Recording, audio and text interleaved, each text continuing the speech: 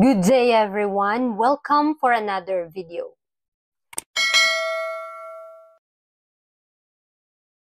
Sa oras na ito, ating pag-aaralan ang Messages to Young People.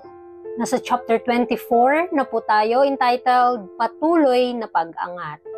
So samahan niyo po ako mga kapatid na atin pong pag-aralan itong mga salita ng Panginoon upang atin pong maisabuhay na kahit tayo ay mahihina, kailangan tayong magpatuloy na lumago sa biyaya. At sa pamamagitan ng ating pag-aaral ngayon, atin po itong mauunawaan na kailangan talagang magpatuloy tayo na umangat. Sabi dito, sana'y maipakita ko ang kagandahan ng buhay Kristiyano mula sa umaga ng buhay, pinamumunuan ng mga batas ng kalikasan at ng Diyos. Ang Kristiyano ay patuloy na umaabante at umaakyat. Araw-araw ay lumalapit sa kanyang makalangit na tahanan kung saan siya ay naghihintay ng isang korona ng buhay at isang bagong pangalan na walang nakakaalam kundi ang tumanggap nito. Patuloy siyang lumalago sa kaligayahan, kabanalan at kapakinabangan. Ang pag-unlad ng bawat taon ay lumalampas sa nakaraang taon. So dito natin makikita mga kapatid na bilang mga mananampalataya, ninanais ng Panginoon na tayo po'y lumago sa ating kaligtasan. Lumago ang ating kaunawaan na maintindihan ang katotohanan. Dahil tayo po ay naglalakbay patungo sa lugar na kung saan ay ninanais na ng bawat isa sa atin na makauwi na sa ating mga tahanan, doon sa langit na inihanda ni Kristo para sa kanyang tagasunod. Kaya napapansin natin ngayon, nawa sa ating buhay bilang mga mananampalataya ay makita po ang katotohanan sa ating pang-araw-araw na gawa. At kung may mga mabubuti tayong gawa na maipapakita, dahil ito ay sa pamamagitan ng pananampalataya. Kaya nga ninanais ng Panginoon sa atin na gawin natin siyang gabayan at mag-focus kung ano ang layunin ng Diyos sa atin. Ano yung ipapagawa niya sa atin. Yung mga weaknesses natin, hayaan na natin ito at ipagkaloob na po natin sa Panginoon ang lahat ng mga pangyayari at siya na po ang bahala na maggabay sa atin dahil hindi niya tayo bibiguin. Sa pagpapatuloy, ibinigay ng Diyos sa kabataan ng isang hagdang matutunan, isang hagdang umaabot mula sa lupa hanggang sa langit. Sa ibabaw ng hagdang ito ay ang Diyos at sa bawat baitang ay bumabagsak ang maliwanag na sinag ng kanyang kalwalhatian. Pinagmamasdan niya ang mga umaakyat, handang magpadala ng tulong kapag ang pagkakahawak ay humihina at ang mga hakbang ay nanghihina. Oo, ipahayag ito sa mga salitang puno ng kasiyahan na walang sinuman na matyagang aakyat sa hagdang ito ang mabibigo sa pagpasok sa makalangit na syudad. Kaya mga kapatid, huwag po tayong mapanghinaan. Kung patuloy po tayong lumalaban, patuloy tayong umaakyat tungo sa karunungan ng ating Panginoon, tungo sa makalangit na kaisipan, nawa ang ating ma-develop sa ating buhay yung mismong karakter ni Kristo. Dahil sa ating panahon ngayon, maraming mga humahadlang para tayo ay hindi magpatuloy sa laban. Ngunit nangako ang Panginoon, kapag ang ating mga mata ay nakatutok lamang sa Kanya, ang ating buhay ay magiging sentro ng kaluwalhatian ng Diyos. At makikita ng mga tao ang liwanag kung tayo ay patuloy na lumalapit dito. Dahil the more nating sinasaliksik ang katotohanan, the more nating nakikilala ang ating Panginoon, the more din nating nabibehold, ay na-apply na din po natin sa ating buhay ang karakter ni Kristo.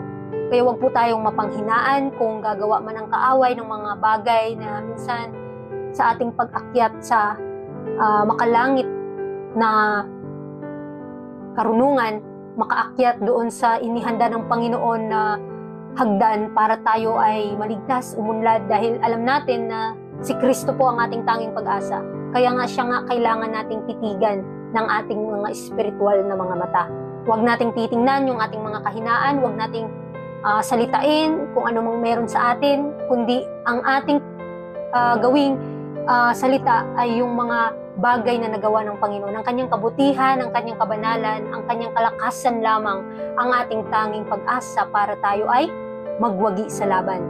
Kaya mga kapatid, isipin natin na ibinigay po ng ating Panginoon sa lahat ng kabataan, bata, matanda, ang katotohanan para po ay makalakad dito tayong mga nakakaalam. Hindi lang tayo, kundi yung mga tao din. Kaya nga, kailangan natin ipaabot sa kanila.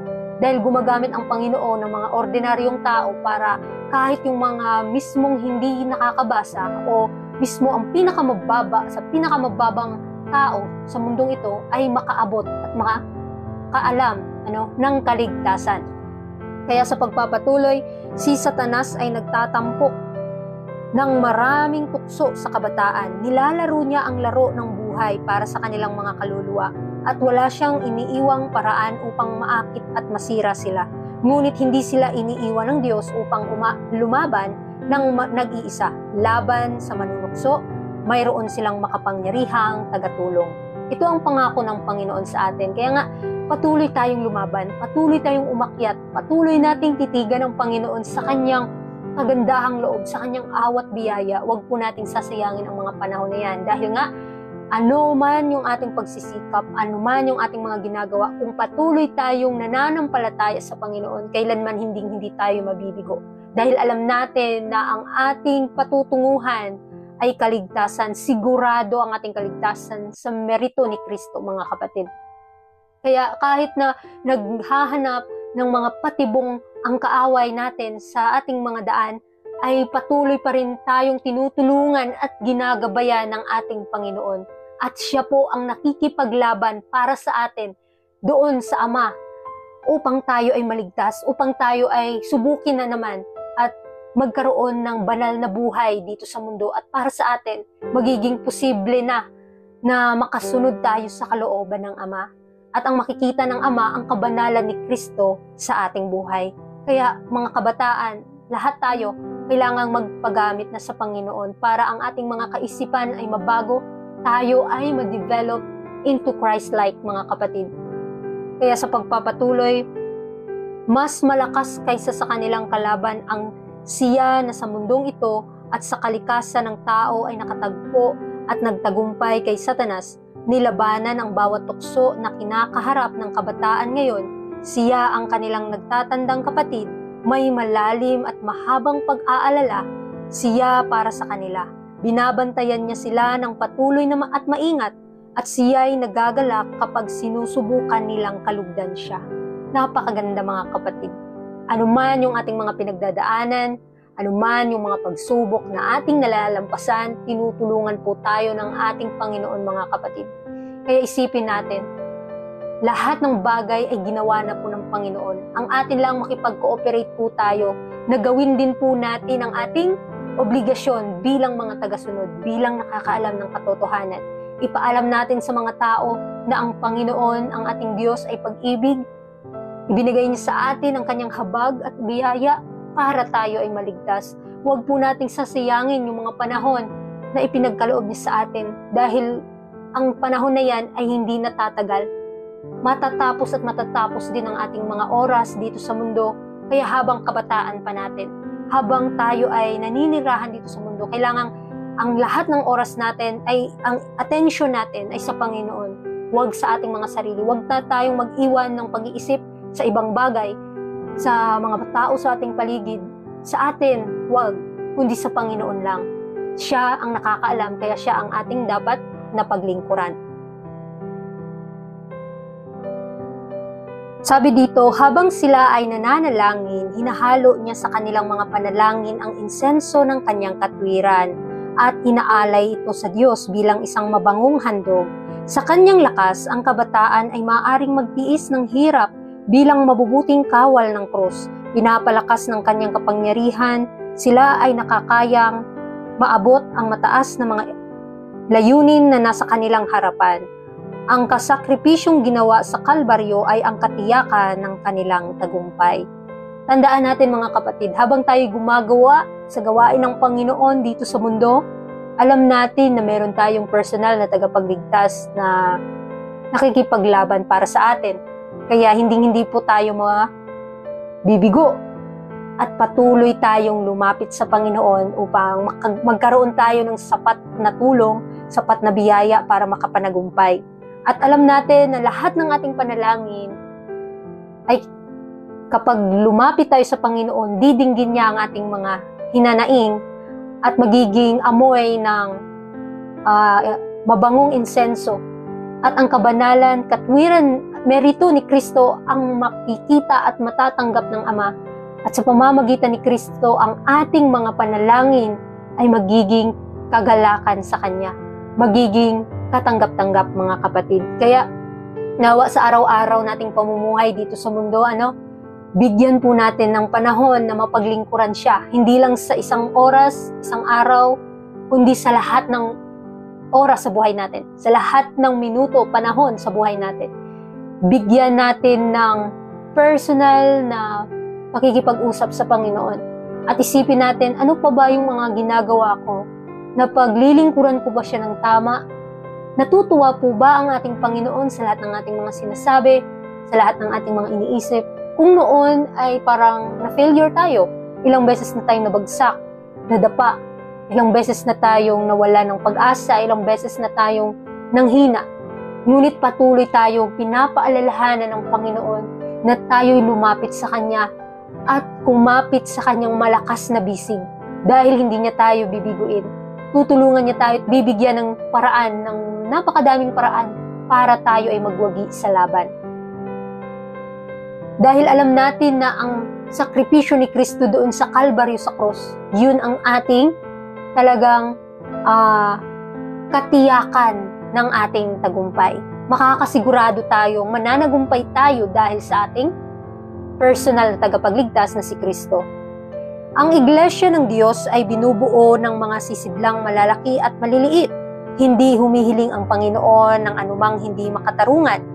Hindi niya inaasahan na ang maliliit na sisidlan ay makakaya ng maglaman ng nilalaman ng mga malalaking sisidlan. Tinitingnan niya ang mga bunga batay sa kung ano ang meron ang tao, hindi sa kung ano ang wala siya. So, alam ng Panginoon kung anong meron sa'yo. Kung ang mga talento na pinagkaloob sa atin ay nagagamit po ba natin para sa Kanyang ikaluwalhati, para sa Kanyang gawain, para sa ikalalago ng Ebanghelyo dito sa mundo. Kung nagiging tapat tayo sa maliliit na liwanag na Kanyang pinagkaloob sa atin, ipagkakalooban niya pa tayo ng more than panaliwanag at the more nating pinapractice yung mga bagay na pinagkaloob niya sa atin, lalong-lalo na talento sa pagsasalita, talento sa pag-awit, talento sa pagpamimigay, sa pagluluto, at kahit anong magagawa natin sa gawain ng Panginoon, ay yan ang pinagkalooban niya sa atin. At kailangan natin itong gamitin sa tama ng may katapatan at ng may kabanalan. Kahit sa pagsasalita, mga kapatid, minsan tayong lahat nakakaligtaan natin na magsalita ng maingat. Kundi nagiging pabaya tayo sa ating mga salita at paulit-ulit tayong pinapaalalahanan ng Panginoon na sa ating mga salita nawa ay makita ang asin ng biyaya. Upang ano yung ating mga sinasabi, yun yung laman ng ating isipan at ito yung kinikimkim ng ating mga puso. Nawa, si Kristo po ang manahan sa ating buhay para siya po ang makita, siya po ang ma-reveal sa ating buhay, siya ang lagi nating sasabihin, siya yung lagi nating iisipin at mananabik tayo kung siya ay talagang darating. Kaya mga kapatid, huwag tayong mawalan ng pag-asa at patuloy tayong lumago sa biyaya. Patuloy tayong umakyat, paangat dahil hindi tayo mabibigo. Dahil tayong mga tagasunod ni Kristo ay binibigyan ng kanya-kanyang mga talento at tayo ay susukatin batay sa meron tayo. Hindi yung batay sa hindi o wala sa atin. Kung nagawa natin ang mga bagay na ito, ngunit sa kapatid, iba din ang nagawa niya, susukatin tayo doon sa mga bagay na nagagawa at gagawin or magagawa natin. Sabi pa dyan, gawin ang iyong pinakamahusay at tatanggapin ng Diyos ang iyong mga pagsusumikap. Gampanan ang tungkuling pinakamalapit sa iyo at gawin ito ng tapat at ang iyong trabaho ay magiging ganap na katanggap-tanggap sa Panginoon, huwag sa iyong pagnanais na makagawa ng isang malaking bagay, kaligtaan ng mga maliliit na gawain na naghihintay sa iyo. Isa pa itong paalala sa atin na gawin natin ano yung magagawa natin ngayon sa ating mga kamay Gawin natin ng buong lakas, ng buong puso, na nakikita ng Panginoon yung mga pagsusumikap natin, na sa bawat tagumpay na naidulot nito ay sa pamamagitan lamang ng sapat na biyaya ng Panginoon. Kasi nga mga kapatid, araw-araw meron tayong dapat na malampasan at kailangang magkaroon tayo ng tagumpay dito. Kaya nga, patuloy tayong pinapaalalahanan ng Panginoon na kailangan tayong tumingin sa itaas, tumingin sa Kanya, sa Kanyang katwiran, para patuloy tayong umangat, lumago, at patuloy nating ma-reflect o atin pong masunod ang kalooban ng Ama sa pamamagitan ng Kanyang bugtong na anak na si Kristo. Kaya mga kapatid, sa chapter 24 ng Messages to Young People, nawa marami tayong mga kabataan na ma-inspire, na mag-aral ng kanyang mga salita ng Diyos upang sila din ay lumago sa kaunawaan, lumago sa spiritual na kagalingan at karunungan. Kasi paminsan-minsan lang talaga yung mga kabataan na nai-interest sa mga spiritual na bagay. Kaya nga ipanalangin natin na marami pang ma-encourage na mga kabataan at hindi malingla o hindi madaya ng mga makamundong bagay, kundi mag-focus po tayo sa spiritual na bagay, which is yung salita ng Diyos ay ipinaabot sa atin na kailangan nating malaman at maisabuhay. Dahil ito yung panalangin ni Kristo sa Ama, mga kapatid, na yung pagkakaisa talaga sa gawain na tayo'y lumago, tayo ay umangat patungo sa kabanalan. Kaya muli, maraming salamat po sa inyong pakikinig. Nawa po ay marami po tayong natutunan, and God bless sa ating lahat.